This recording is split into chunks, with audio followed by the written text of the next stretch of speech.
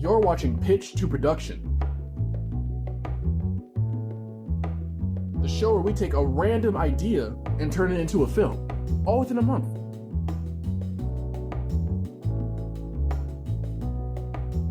Now, without further ado, lights, camera, action. Hey, what's up? How's it going? So this is P2P, Pitch2Production, and I am Mayor. Nice to talk to you. All right, cool. Let's get it going. So last time we left off, we are making a film, a romance for the first time, called Dog Ear, a story about a young man that falls in love with a librarian, same age, and he finds out that the librarian is deaf. So we had to figure out how he's going to communicate with her. So we talked about the pitch, but let's talk about what it means to make a script. Now, as for the first month, we already, talked about making a horror script, and that had its own things. But this time it's a romance script, and the gimmick is that there's no dialogue. So, can I get the script, please, if you have it on screen? And then, so the thing with scripts is that it's very much like it's oriented in a way where the dialogue makes up or takes up most of the space. So even though dialogue can take, let's say we have like a scene with two people and it's a long conversation, it's like 3 pages long, right? That may end up being like 2 minutes, a minute and a half, depending on how the actors deliver their lines, right? But the thing with no dialogue is that it looks all condensed. If I scroll down, it's just action, action, description, action, action, action, action. There's no like dialogue bits other than a couple things. So for this one specifically, there's only going to be 3 spoken lines, and even then the characters are going to be signing, and it's not actually going to be them moving their mouths. So that's called non-diegetic sound, where the sound isn't heard by the characters in the scene, but the audience hears that sound and can interpret that it's it works towards the scene even though it's not technically part of the scene, if that makes sense. So starting off, we have interior media counter day. I should have specified FAU media counter because my actors already know what I mean by media counter, but the people that aren't reading it aren't my cast, let's say if they were like investors, wouldn't know. So I should have put interior FAU media counter. So the first month we made the pitch from scratch, and you guys saw me make the script from scratch as well. But for this one, I already planned ahead because it just, I had to produce this ahead of time too. So I had to make everything ahead of time. This is going to be quite a tight episode talking about script because the second half we're going to be talking about the actual production. And then tune in next week because we're going to have the final product. Okay? So the script, we have to follow around the characters. The characters are Juji, who is in his 20s, man in love with Calliope, who is the deaf librarian, and they try to talk to each other. However, there's some obstacles in the way, that obstacle mostly being Kurt, who's another librarian that just wants to get stuff done and doesn't have time for romance like this. So we start with the first scene. The 2 first lines, or the 2 first paragraphs, are usually descriptions. The first one is the area, and the second one is the character and the relative space. So the first paragraph, we have a 5-story library with clean paint and decor, yada, yada, yada. You can pause if you'd like to read the rest of it, but I'm going to go quick with this. And then second paragraph, Juji, 20s, race variable, approaches the information desk with a book in hand. At the desk are 2 seats. Kurt sits in one, and Calliope sits in the other. And I even put behind him to the right where Calliope is sitting so that the actor or the actress knows where to sit during the scene. This is important for something called blocking. If you don't know what that is, it's basically the steps that, it's basically the steps that that the actors take or the actresses take. I appreciate that, by the way, Joshua, tuning into Now the Hangout, new show, appreciate that. Yeah, it's basically where the actors go so that when we rehearse or when we shoot, we already got it down pat, right? So we know where they go. And then there's a line that says zoom of the book Juji's holding as he drops it. That's a shot. So that tells my cinematographer what to do, what the director envisions Granted, the cinematographer has most of the authority of how the shot should look, but if the director wants to do a special thing, then the director gets the final say, right? So then we have the next action. Juji drops off a book with dog ears. Dog ears are folds of the pages. Calliope groans silently and starts to unfold the pages. And then, yeah, so that's the scene. And then title card imposed over shot. That's the type of shot as well. That means the title card is going to be over the shot. If you've ever seen like a dramatic movie, it's like maybe there's a scene and then just boom, shot right there. So, or not shot right there, the title right there. But that was the idea I was going for. Cut to is transition. If you see it right here, I'm gonna circle it for you. So yeah, so the idea is to make a script as thorough as possible so that everybody knows what they're doing, not just the actors and actresses, but the cinematographer, the script director, the supervisor, production assistants and so on. So we're gonna fast forward a little bit because it's basically like, your normal scenes. There's some dialogue right here. If you see whispering, this is called a parenthetical, which means that it's basically the director's description of how a character should act, right? So if I didn't write that, it'd say, Juji would say like, hey, what are you reading earlier? But since I put whispering, he's gonna whisper that line in the delivery. So yeah, skip more. Then, yeah, so the more this script goes on, the more we see that Calliope is also interested in Juji, and I wanted to make sure that there were shots or scenes where it was like just Calliope or majority Calliope so that we actually have that other side to the story, because I found a lot of romances, or let's say a lot of young love romances are kind of like one-sided, if that makes sense. So I want to show that it was two fronts. Kurt watches from above, then exits to the left. That's another thing. Yeah, so for this part, Kurt watches from above and then exits to the left. The idea was that I wanted him to be more villainous. If you ever notice, like a protagonist would probably move left to right. So that's because we Americans read left to right, so it's more natural for us to move our necks that way. It's not the same to move your neck from right to left. So if you try it out right now at home, move your neck left to right and then move your neck right to left. And right to left feels more unnatural. That's because we're more trained to move left to right. So that basically creates, from right to left, it creates like an unsettling feeling. So if Kurt exits from right to left, then it creates like an unsettling feeling. It's weird script psychology, but it actually works. So yeah, skip more. I don't really want to dive too deep into the script other than like the technical stuff, because you guys are actually going to see this film next Thursday. So tune in for that Thursday at 3, and hopefully I'll keep that a surprise. Hopefully I can and wait for what I was going to say. So we're going to keep going. Yeah. So I wanted to make sure that the script was easy to digest so that everybody knew what was going on. It's different from like narrative writing because I'm losing my train of thought. It's different from narrative writing because it's more like not descriptive, but it's more like it more establishes an aesthetic in the story itself because there is no visual aspect to it. It's very much like they say certain things, or a lot of things rather, so that we can picture in our minds. But since this is an actual picture, we can be more precise with the words. So let's say right here. So this is scene 8. She sees Juji, lets go of the cart and approaches him. So it's bit by bit.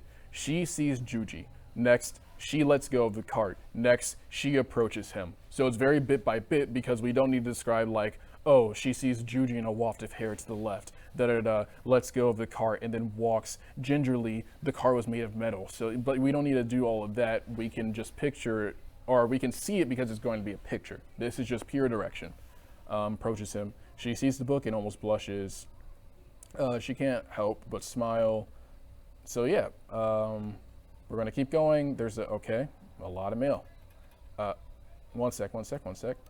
Okay, so you guys can see that, but I just got a bunch of mail notifications. So let's go to this. Now this is a montage. So you guys know what a montage is. There's like a training scene. You know, they punch a bag of sand and they do some sit-ups and they do a Mr. Miyagi pose on a wooden post. You know how it is. So this story does have a montage as well. And actually, I don't want to reveal why it has a montage because again, you guys are going to see it. But how you write a montage, it is like, if I said bit by bit before, this is way more action oriented.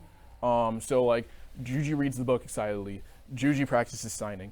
Juji dog ears the page. It's like bit by bit by bit by bit, and how we record it is just, okay, take, and then when you edit it together, it's gonna look like a cohesive montage. Now, I just said recording, so taking that tangent, let's take a break, and then right after, I'm gonna talk about the actual production process behind this with some detailed notes that I took. So, without further ado, I'll be right back.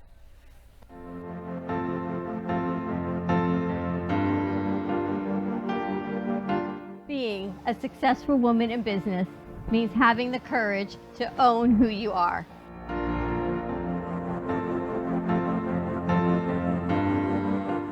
We understand the challenges faced by women, and we are here to help. Our team is here to develop the best strategy designed just for you. Your path is unique, and with the right tools, you can accomplish your dream. From radio to TV, from podcasting to magazines, we create the visibility to amplify your impact in business. At New Dawn Media, we are here to help bring your message forward and help your business flourish. It is time for your message to be seen and your voice to be heard. Contact us at 866-224-5422 or brooklyncafe.tv. Your voice can make a difference.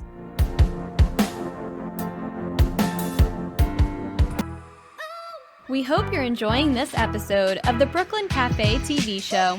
Whether you enjoy watching in the mornings or afternoons, you can now watch with your favorite merchandise.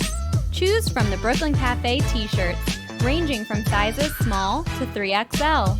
Colors available include black, dark heather, and navy. Feeling chilly? Just check out our latest hoodie with over 9 colors to choose from. Sip on some Brooklyn Cafe coffee with Dawn and Freddie in a matching mug as seen on set. Brooklyn hats and special seasonal items are always popping up and available upon request. To purchase, you can visit our online store at brooklyncafe.tv/shop. Happy shop. Brooklyn Cafe. Our subjects range from hot topics, feel-good stories, and back-in-the-day nostalgia. With guest personalities and business features, you just never know who you'll see on the show. With our brew crew on set, we always air live to inspire, educate, and create. Make it a date and have a day at the cafe. Join Dawn and Freddie every weekday morning from 9 to 10 a.m. and for lunch every weekday from 12 to 2. Amplify your voice. Call us at 866-224-5422 or visit our website at brooklyncafe.tv. Hope you grabbed some popcorn.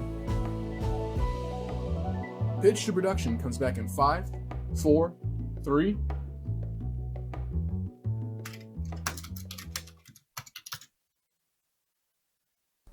And welcome back to the show.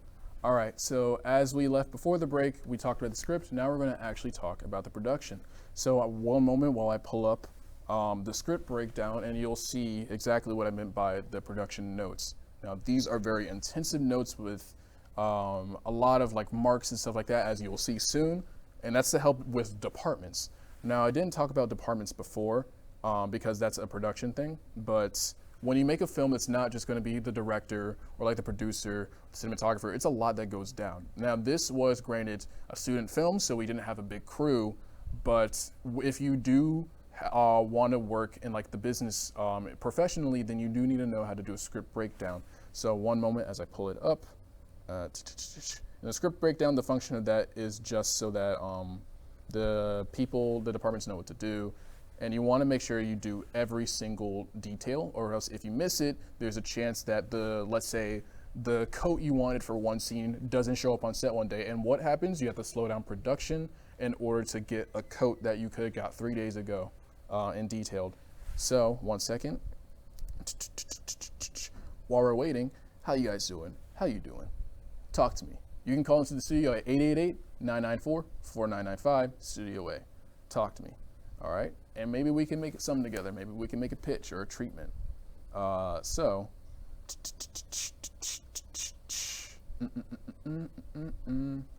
like my song, it's copyright free. So almost there, guys. One sec. It opened on a different tab, so you guys can't see it yet. This is a little behind the scenes sneak peek. So one sec. Where are you at? Okay. You guys can't see this, so let me do something real quick. So what happened was that it opened on a different browser, so now I have to set this up entirely.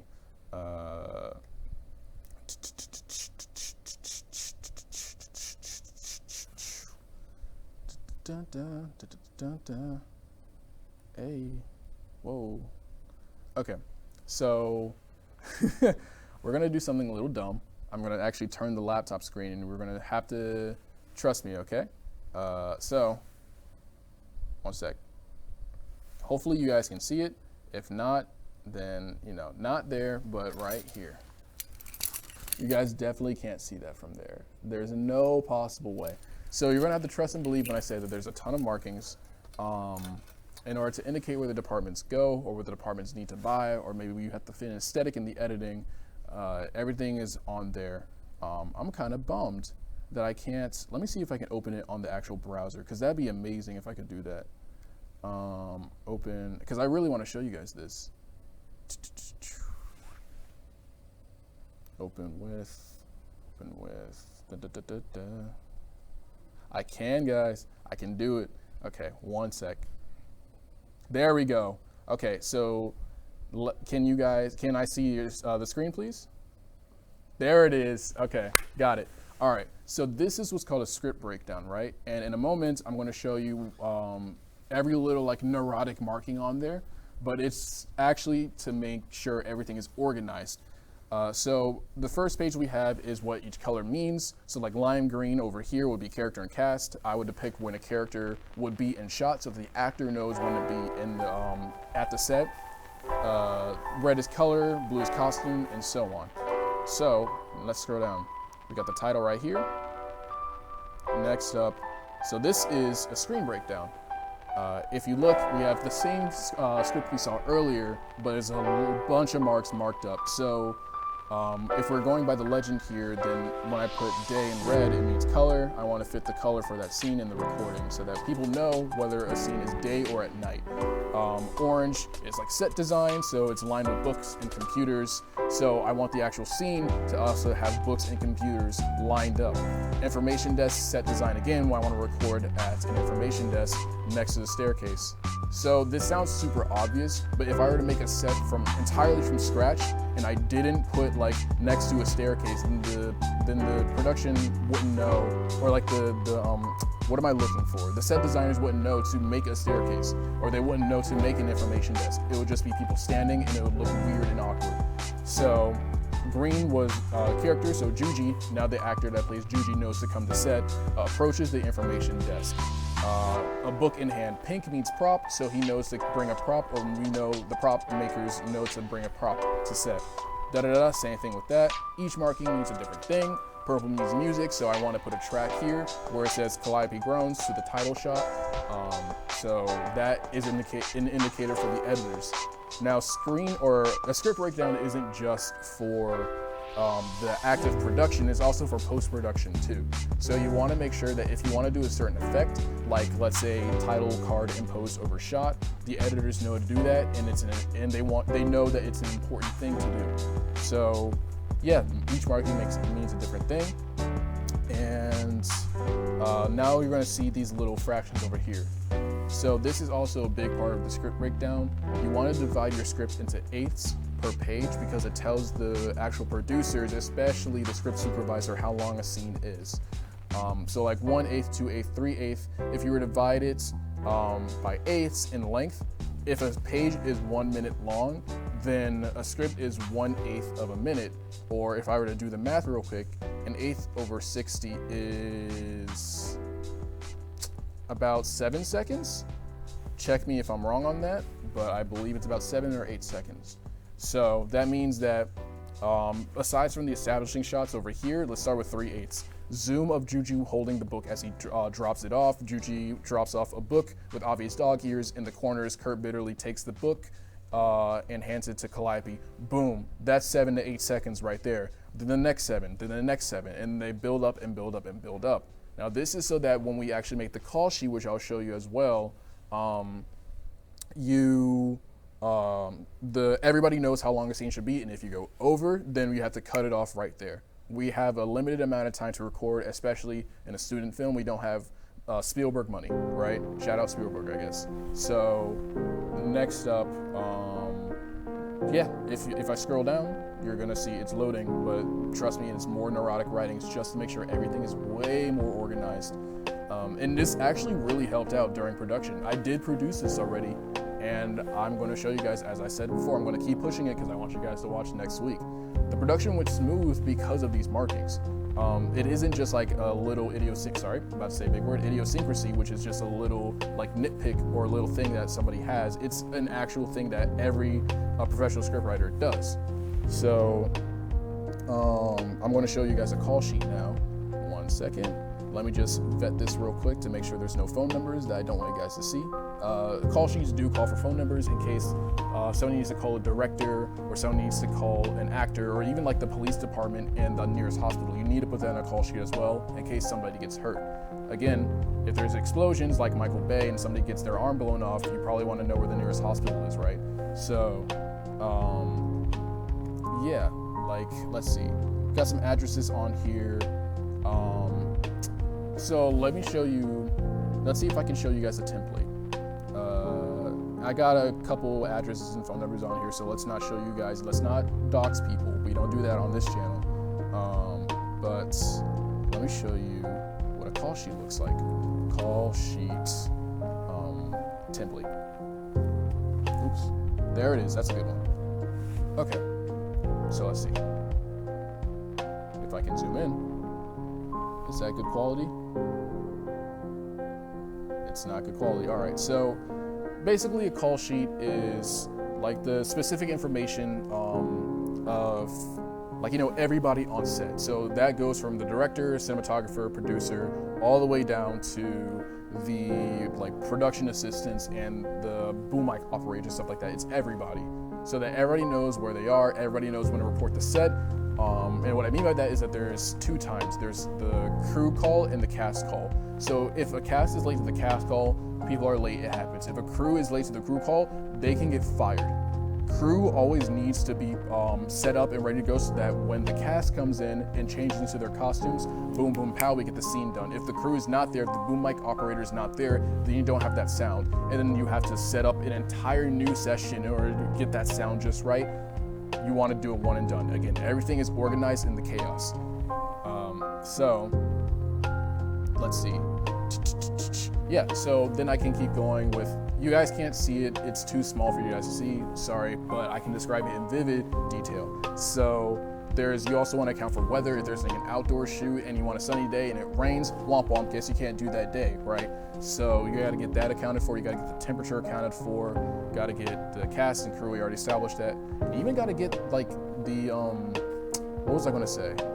You even gotta get the scene order intact. Like we know now, like we're older, but when you're younger, you're thinking of people recording this, you think that it's like, oh, they recorded scene 1 and then scene 2 and then scene 3 and then scene 4. No, it's about what is convenient at the time. So if we're going to use my film, for example, Dog Ear, I actually shot scenes 1 and 2 first, then it was 5, then it was the last 2 scenes, and then back to scene 3 and 4, and then 6. It's all different orders to fit the convenience of the area that we're in. Since I'm in a public library, I can only access each area for a certain amount of time, which is why it's important to have that organized time template, and it's always important to have a script supervisor. So yeah, so call sheets establish roles, they establish contact, they establish order of production. It's very important, it's a very important sheet, which is why I'm bummed I can't show you guys, but what can you do, it's production. Let's see. So I guess I can talk about the actual production itself. So when I was shooting at the library, again, it's at a library, it was a very interesting experience for the fact that it felt way more this is going to be kind of a bad thing to say, I guess, but it felt way more professional than I thought it would be. So me, when I'm working, I'm a very, how can I say, detail-oriented or concise person. I'm very like, okay, you do this, and then you do this, and you do this. But when I was working with the actors, they already knew what to do. And then the students that I was working with, they knew what to do, especially the cinematographer. Thank you very much. Because he was like, oh, you want a romance? You want soft light? Okay, I know exactly what to do. And he was with me beat for beat for beat. And I was very surprised. I was very happy with the end result. The script supervisor too, she was really good at making sure that I wasn't overly perfectionist, because again, I am meticulous with my craft. So I needed somebody to make me back down. Even if it wasn't the perfect shot, I can always, you know, edit it in post to make sure that it is where I want it to be. Production isn't just the production itself, it's also post and everything you do after to add to the thing you recorded, right? So yeah, very important thing, and it was a fun cast to work with, honestly. I hope you guys get to see them next week, because I plan to have the crew and the cast during the premiere and talk to them, so you guys can get to know them too, like I did. So yeah, it was a very fun thing to work with. We shot from morning to night, and Freddie and Don can tell you from the cafe show, I was tired. I was tired, about to collapse. Didn't want to go to my car because I didn't want to fall asleep driving, but I did, and I got 25 minutes of sleep. That's production. But it was a fun experience. I would do it again for sure. I would work with these people again. I trust them, and the thing that people don't say the most is that production is about trust. Even if, you know, like an actor is talented and but they're like not mean, but like, you know, they don't show up to set on time, or they want to like change everything, that ruins the production, because it takes away from the vision that everybody wanted, and then it replaces it with theirs. And then if nobody's happy, or if only one person's happy with the result, then how can you even call it, you know, like a good production? So it was fun to work with them, and I made sure that they brought in their own ideas, and I showed them my ideas, because even though I'm the director, I'm also still new at this. I'm a student director, so I wanted to make sure that I had a whole well-rounded experience in learning, and that's what production is. It is learning. It's constantly learning. So I know I have to wrap up soon, but I have to say, tune in next week, because we're going to have our first film for Pitch2Production. We're going to actually have a film from Pitch2Production. It's the name of the show. It's crazy. So I want you guys to tune in, watch Dog Ear. It's going to be on Thursday at 3. Watch the show. I'm going to know if you're not watching because of analytics, but also I will be watching you watch me. Okay? So make sure to tune in Thursdays at 3. And like always, have a good day. And let me know if you'd watch it. And let me grab my handy dandy clapper. Did use this too. Best believe I used a prop on the actual set. And make sure to tune in. I usually say a little thing. I'm trying to remember what I say. Oh yeah, and that's a wrap. And we're out. You've been watching Pitch2Production. Join in next week as we keep the ball rolling and the ideas flowing.